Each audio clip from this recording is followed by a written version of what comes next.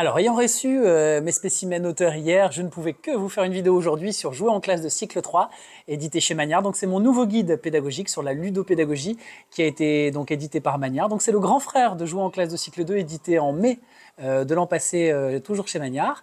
Donc, dedans, vous allez retrouver tous les appuis théoriques. Donc, le premier quart de l'ouvrage reprend exactement Jouer en classe de cycle 2. Hein. Je prends appui sur les mêmes références théoriques, les mêmes auteurs, les mêmes chercheurs, que ce soit donc en sciences de l'éducation, en psychopédagogie, toutes les recherches sur les fonctions exécutives.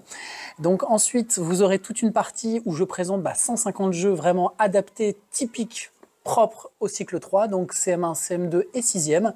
J'ai aussi choisi dans cet ouvrage de vous présenter des jeux pour les élèves à BEP, donc à besoins éducatifs particuliers, pour les élèves 10, TDAH ou TSA. Et surtout, comme pour Jouer en classe de cycle 2, il sera accompagné d'un jeu. Donc ce jeu, dans Jouer en classe de cycle 2, pour ceux qui le connaissaient, c'était Loup et le loup. Dans Jouer en classe de cycle 3, ce sera La vague des mots. Donc c'est un jeu de lecture, d'articulation, de fluence, d'inférence, parce que c'est des notions qui me tiennent vraiment à cœur et je trouve que c'est ça qu'il faut développer au niveau du cycle 3. Hein. C'est lire pour comprendre, comprendre mieux, comprendre l'implicite, comprendre les sens cachés, articuler, avoir une espèce d'aisance à l'oral, voilà, se débrouiller. Donc chaque enfant aura un petit dé comme ça, enfin un petit pion pardon, qui sera un petit surfeur.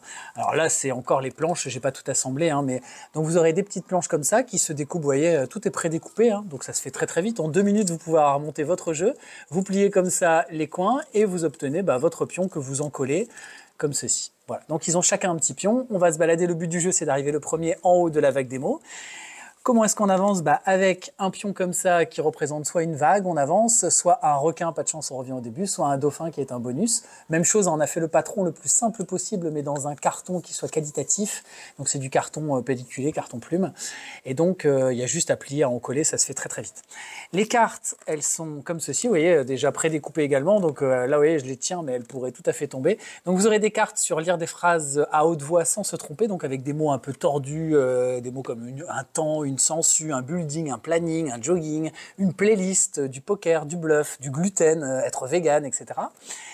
Vous avez ensuite des cartes comme ça de mots, enfin avec des vire-langues, des fourches-langues, donc c'est un peu ce qui se pratique chez l'orthophoniste. Hein. C'est par exemple, je vais chez ce cher Serge, 3 petites tortues trottées sur 3 toits trop étroits.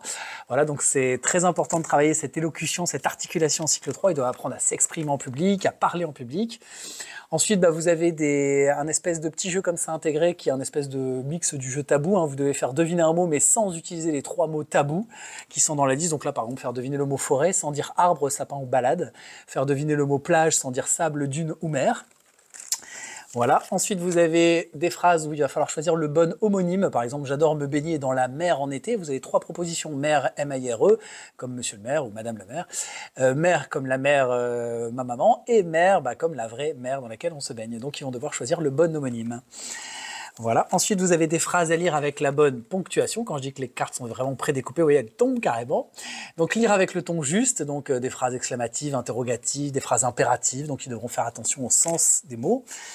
Et enfin, vous avez la règle du jeu et nouveauté par rapport à Jouer en classe de cycle 2. On a apporté tous les corrigés de toutes les cartes pour que le jeu soit vraiment jouable en pure autonomie, sachant qu'en CM1, CM2, 6e, voilà, ils sont vraiment dans l'autonomie. Donc tous les corrigés des cartes sont au dos de la règle qui est là.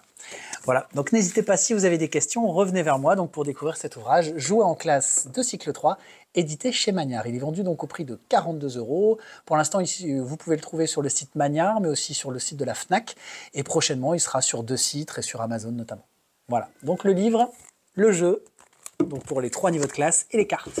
Bonne lecture et bonne découverte à tous.